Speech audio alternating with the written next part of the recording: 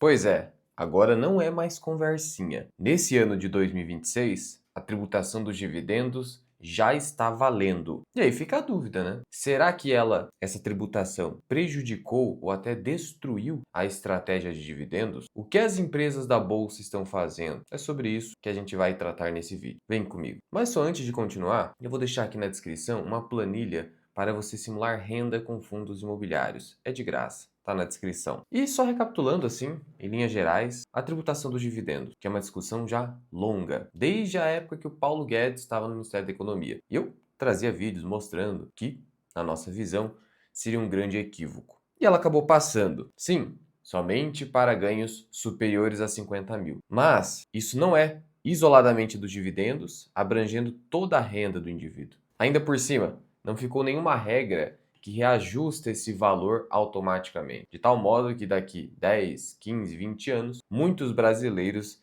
estariam abrangidos por essa tributação. E qual é o detalhe ainda pior dela? É que ela exige uma retenção de imposto na fonte pagadora. Como assim? Vamos supor que você é um cara muito rico, com um bolso cheio de Petrobras. E só da Petrobras você recebe 50 mil por mês ou mais. Toda vez que a Petrobras faz um pagamento de dividendo para você, agora de acordo com a nova regra, é preciso reter 10% de imposto. Então, o que acontece? A retenção ocorre antes de você receber o dinheiro, igual os juros sobre capital próprio. E a parte ruim disso é que esse dinheiro, ele deixa de render. Falando sobre Petrobras, recentemente, ela teve um rally. Nesse ano de 2026, ainda em janeiro, ela subiu mais de 14%. Aí você imagina, o imposto que é retido, ele deixa de se valorizar no período. E a gente está falando muitas vezes de um ano inteiro, se essa retenção ocorre no começo do ano. Sendo que eu, pessoa física, quando faço a declaração do imposto de renda no ano seguinte,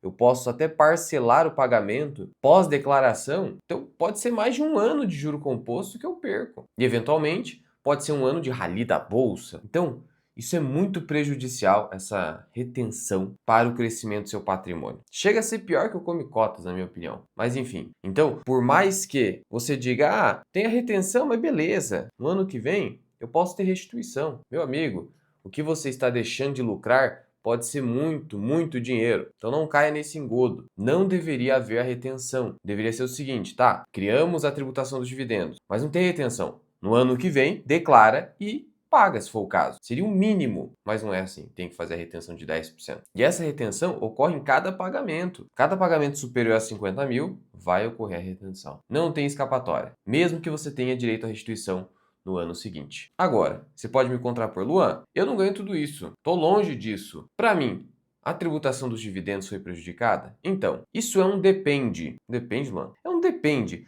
Porque cada empresa, cada gestão está se posicionando de uma determinada forma.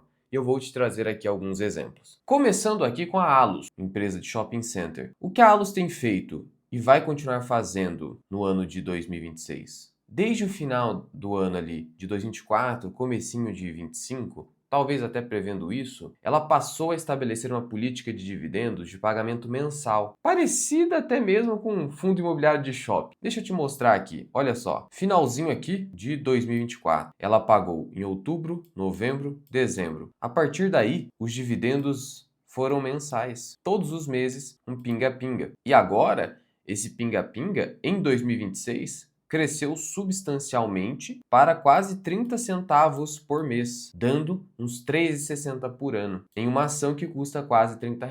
Então, aqui no caso da Allos, nada vai mudar. Então, perceba que, em relação a algumas empresas, elas vão continuar pagando a renda. E a ideia de você ter uma frequência mensal de pagamentos é uma medida para evitar a retenção, que eu falei no começo desse vídeo, que é muito prejudicial, porque atrapalha os juros compostos, atrapalha a composição que, segundo Charlie Munger, não pode ser desnecessariamente interrompida. Eu até fiz um vídeo falando sobre o poder oculto dos juros compostos, mostrando como é perigoso vender precocemente. Então, evitar o pagamento de imposto, ainda que eu tenha que pagar no ano que vem, é muito importante. Então, aqui no caso da Allos, qual que é a política que foi adotada? Pagamento mensal. Mas, Luan, me explica melhor, por que o pagamento mensal ele é melhor nesse sentido? Porque vamos lá, vamos supor que a empresa antes ela estava com uma política de frequência trimestral E aí você recebia mais do que 50 mil. E aí sofreria retenção a cada trimestre, em cada pagamento dessa empresa. Ok. Agora, o que ela fez? Ela reduziu a frequência para mensal. Então, se antes você recebia 60 mil, por exemplo, agora você vai receber 20 mil por mês. 20 mil não sofre a retenção. Você vai ter que pagar o imposto ano que vem, porque sua renda está ultrapassando. Tá, e é mensal. E aí tem que ver, né? Tem que somar com outras rendas. Mas o só fato de você reduzir o pagamento para abaixo de 50 mil, mesmo que sua renda no mês seja de 100, o importante é, em cada pagamento, superou 50 mil, retenção não superou? Não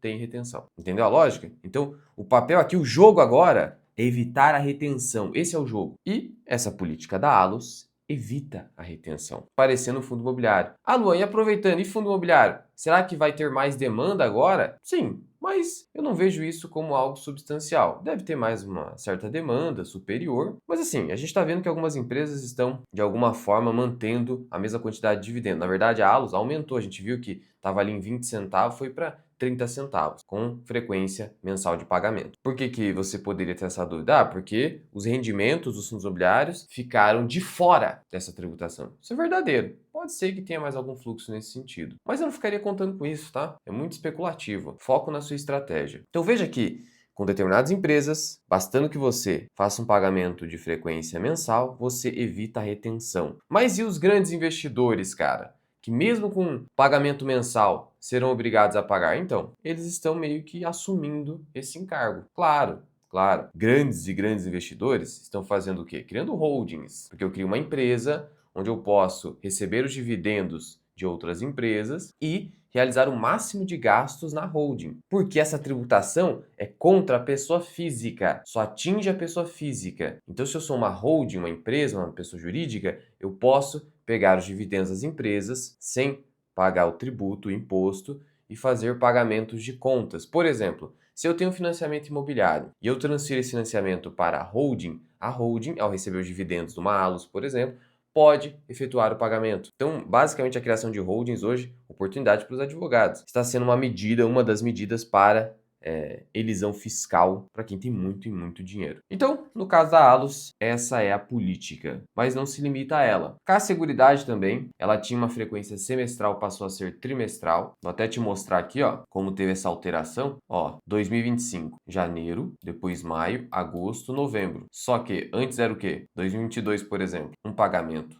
em novembro e outro em abril. Pode ter sido também com esse viés de antecipação, mas detalhe, no caso da Caixa Seguridade, que aí a gente entra no caso das estatais, o controle da Caixa Seguridade é da Caixa Econômica Federal, que é integralmente da União, Estado. O Estado é pessoa jurídica e ainda, mesmo que essa tributação atingisse a pessoa jurídica, supondo aqui, existe a imunidade recíproca, onde os entes federativos não podem cobrar impostos do patrimônio entre si, uns dos outros. Mas enfim, o fato é que a estatal não tem por que mudar, porque ela não vai ser atingida. Então, o que acontece? Empresas de controle estatal tendem a manter a mesma política de dividendos. Então, aqui em Caixa Seguridade nada vai mudar. Por exemplo, em Banco do Brasil, que recentemente aprovou a sua distribuição de pagamentos, manteve o payout em 30%, como no ano de 2025. Então não alterou o payout. Então a gente poderia esperar, a empresa vai reduzir o payout, vai fazer com que seja de 25%, que é o mínimo legal. Pera aí, pegadinha.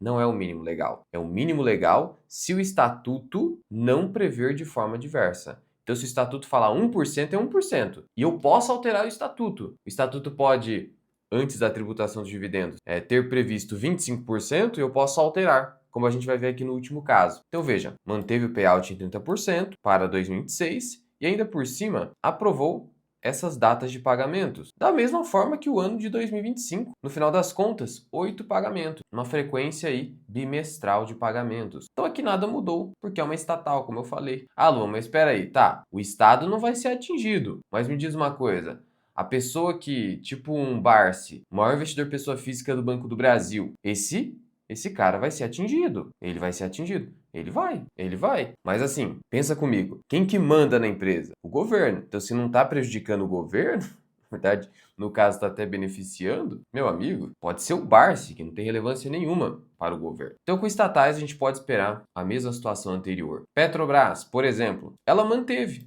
a política de dividendos. Olha só, essa é a política de remuneração aos acionistas da Petrobras, que foi aprovada em 2023. E apenas para recapitular, o que ela diz? Ela traz uma remuneração mínima anual de 4 bilhões de dólares, em dólares, petróleo, desde que o preço do petróleo no ano, preço médio, seja superior a 40 dólares. Hoje está 65. Então, essa remuneração mínima é mantida e, além disso, superado o mínimo, ainda prevê que a remuneração dos acionistas será de 45% do fluxo de caixa livre, que atualmente daria basicamente o dobro dessa remuneração mínima, dando um dividend yield até os R$ 32, R$ 33 a ação de 10% aproximadamente. E manteve a mesma política. Como eu falei, estatais não vão alterar nada. Então, você, super focado na estratégia de dividendos, geração de renda com ações, com estatais nada vai mudar, exceto que se você tem muito dinheiro investido, aí você vai sofrer retenção. Algumas empresas vão aumentar a frequência de dividendos, a Allos, por exemplo. Isso pode ser uma política cada vez mais adotada. E por fim, tem os casos extremos, estilo Vulcabras. Esse aqui é um caso extremo, que eu já vou te explicar. Mas antes de continuar, deixa eu te dar um recadinho aqui da parceira do canal, o aplicativo da Grana, que é indicado pela B3 e é o aplicativo único que você precisa para resolver o problema do imposto de renda da Bolsa de Valores. Deixa eu te mostrar o que tem nesse aplicativo. E aqui está o app do Grana. Tem o consolidador, mas o que eu quero te mostrar é a ferramenta IR Mensal. O que é essa ferramenta aqui? É simplesmente a automação do imposto de renda da Bolsa de Valores. Tá vendo esse isentômetro? Ele já mostra para você, sem que você tenha que ficar colocando em planilhas, se você passou dos 20 mil no mês em vendas, que é o limite de isenção. E ele já está adotando a regra já há algum tempo de que as units não se submetem a essa isenção. Já falei sobre isso. E aqui ele vai puxar para você eventuais pendências fiscais que você tenha desde 2020. E se você tiver, ele vai calcular aqui e já emitir a DARF com juros e multa para você já pagar aqui por Pix, cartão e boleto e resolver esse problema e começar 2026 sem maiores problemas. Então é a automação completa do imposto a pagar. Além disso, você tem a ferramenta Declaração de Imposto por Preenchimento Automático, em que com poucos cliques, em menos de 5 minutos, você faz a declaração do imposto de renda da Bolsa de Valores no país, ações, ETFs, etc., abrangendo também opções, em menos de 5 minutos. Então facilita a sua vida e o que acontece? Assinando o Plano Mais Grana agora, você já resolve para o ano inteiro, então você assina agora já resolve o ano inteiro, e ainda tem aqui também essa ferramenta de consolidação de carteira, mas principalmente mão na roda, essa declaração e o IR mensal que vai te tirar de qualquer pendência fiscal que você eventualmente tenha. Então baixe o Grana, o link está na descrição e no primeiro comentário fixado, QR Code na tela e assinando agora o Plano Mais Grana com o cupom MIRAI, você vai receber um belo desconto. É o aplicativo que eu uso e recomendo para você. Olha só, falando agora do último caso, Vulcabras. Por que é o caso mais extremo? Porque a gente viu que você tem as estatais, que nada vai mudar. Você tem as empresas que vão aumentar a frequência de pagamento de dividendos, indo até para o limite do mensal. E você tem aquelas que, de fato, irão reduzir ao máximo, o máximo possível, o pagamento de dividendos. Reduzir o pagamento, o payout. É o caso da Vulcabras. O que ela fez? Ela alterou o estatuto. Olha só, essa aqui é a ata da Assembleia que aprovou a alteração do artigo 29C do estatuto, que prevê o payout mínimo. Olha só, a parcela correspondente a no mínimo 1% do lucro líquido calculado. Ou seja, a Vulcabras agora ela está obrigada a pagar apenas 1% do lucro líquido. Logo, dificilmente você vai ver grandes pagamentos de dividendos de Vulcabras. Esse aqui é um caso típico de empresa que provavelmente irá pegar o excesso de caixa gerado e recomprar ações, como acontece já costumeiramente nos Estados Unidos, onde tem tributação dos dividendos. E a recompra de ações, feita nos melhores momentos, na baixa, gera muito valor para o acionista. Olha o caso, por exemplo, da Multiplan, que está lá com a tesouraria repleta de ações, a hora que cancelar isso, eu acho que vai gerar uma boa valorização. Mas então você vai ter esse tipo de caso extremo, porque aqui o controlador, ele não quer, obviamente, por ser um controlador privado, pessoa física, ele não quer pagar imposto. Quem que quer? Ó, aqui no Investidor 10, você tem uma seção chamada posição acionária. Então olha só os acionistas da Vulcabras. O Pedro Bartelli, ele detém quase 4% da empresa. Você acha que esse cara quer pagar imposto? Ele colocou em 1%, cara. Já que a recompra, se você não vender as ações, você não paga imposto. Mesmo com valorização. Você ter valorização, é um ganho de capital não realizado, não gera imposto. Então você tem aí a família Bartelli, que com payout de 25% já paga, com 1% consegue evitar. Vamos lá. Lucro líquido, vamos pegar de 2024. 4, 570 milhões. 570 milhões, se eu pagar só 1%, seria 5,7 milhões de reais. Se eu tenho 5% da empresa, eu teria direito a receber só 285 mil reais por ano. Se eu dividir, e aí eu posso aumentar a frequência para evitar a retenção. Ó, se eu dividir em 6 pagamentos, já fica abaixo de 50 mil. Entendeu aqui a estratégia? Tem gente ali com 4%, tem gente com 5%. Então, é provável que os caras aqui ainda aumentem a frequência o máximo possível de pagamentos, mas seja um pagamento módico de 1% e o excesso de caixa seja destinado para recompra de ações. Então, para resumir, é o que eu falei no começo do vídeo. A estratégia de dividendos será prejudicada com foco exclusivo em dividendos? Vai ser um depende. Vai ser um depende porque você vai ter empresas no extremo Vulcabras, que vão focar apenas em recompra de ações para evitar prejudicar os controladores. Você vai ter as estatais no meio, que não vão mudar nada. Então aqui os dividendos continuarão sendo os mesmos. E você vai ter empresas privadas como Allos, e aí ela pode gerar um tipo de precedente aí para outras empresas, em que coloca a frequência mensal para evitar o máximo a retenção do imposto, que é muito prejudicial. E no caso da Allos, você ainda tem ali uma empresa que é uma corporation. Então se você tem uma empresa de controle pulverizado, em que várias holdings e fundos de investimento têm participação, eles não são diretamente afetados pela tributação por serem pessoas jurídicas. Então, tá vendo aí que depende de cada caso? No final, você vai ter que selecionar e entender todas essas nuances ao escolher ações. Mas, de novo, no caso da Vulcabras, o fato dela reduzir drasticamente o payout não significa que a empresa ficou ruim, só significa que os controladores, pessoas físicas, que não são controladores efetivamente, eles têm participações menores, mas enfim, são pessoas físicas com participação relevante, eles não querem pagar o imposto, então eles preferem que a empresa faça recompra de ações. O que, quando feito esse procedimento de recompra nos momentos corretos, gera muito valor. Perfeito? Então agora ficou mais complexo apenas, mas agora eu acho que eu consegui te dar um norte mais ou menos de como você deve tomar a sua decisão. Qualquer dúvida ou sugestão? Comenta aqui embaixo. E aqui em cima eu vou deixar um vídeo para você onde eu fiz uma análise recente e completa da Petrobras.